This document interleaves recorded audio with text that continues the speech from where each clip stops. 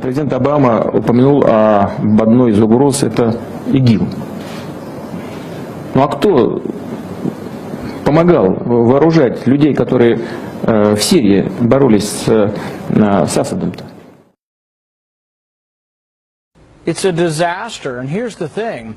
We've been funding people who are allied with ISIS. ISIS is stronger because we've been funding Islamic rebels in Syria. It's a big mistake. It's a big mistake.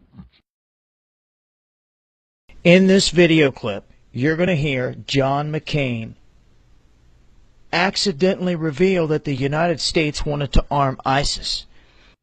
So, here you go. Already, the meeting in the White House over 2 years ago, everyone in the National Security Team recommended arming ISIS. Arming ISIS. Arming ISIS.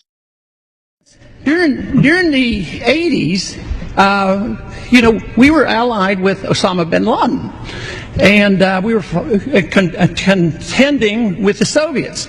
It was at that time our CIA thought it was good if we radicalized the Muslim world.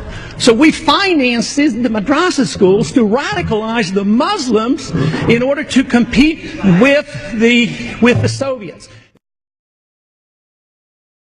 I mean, let's remember here, the people we are fighting today, we funded 20 years ago. And we did it because we were locked in this struggle with the Soviet Union. They invaded Afghanistan, and we did not want to see them control Central Asia. And we went to work. And it was President Reagan, in partnership with the Congress, led by Democrats, who said, you know what, sounds like a pretty good idea. Let's deal with the ISI and the Pakistani military, and let's go recruit these mujahideen, and let's get some to come from Saudi Arabia and other places, importing their Wahhabi brand of Islam, so that we can go beat the Soviet Union. Saudi Arabia trying to destroy a monster that it helped create. My next guest tells me better late than never. Saudi prince and billionaire businessman Al-Walid bin Talal joined me earlier from Paris. Doesn't Saudi Arabia also bear so much of the brunt of the blame for the rise of ISIS and such groups? When the Syrian civil war began, Saudi Arabia and many other Gulf countries and many other countries in the world also supported all those groups that were trying to topple the regime over there. And unfortunately, the result of that was the rise of ISIS. The rise of ISIS. We have a president that gets whipped or he bows to the Saudi king. Why? So, what if him and his administration are intent on killing the American dream by giving it away, surrendering it, or funding the Muslim Brotherhood and the Arab Spring to form the caliphate that is coming? All the Muslim countries say, death to America. We're the big Satan. Now, funding them and giving them weapons, is that not treason?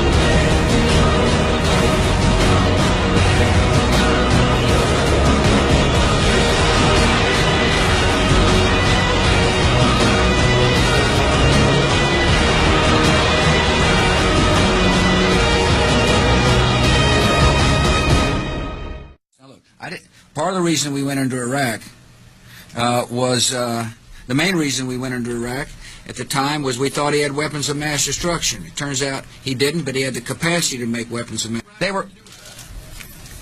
What did Iraq have to do with what? The attack on the World Trade Center. Nothing, except for it's part of And nobody's ever suggested in this administration that Saddam Hussein ordered the attack.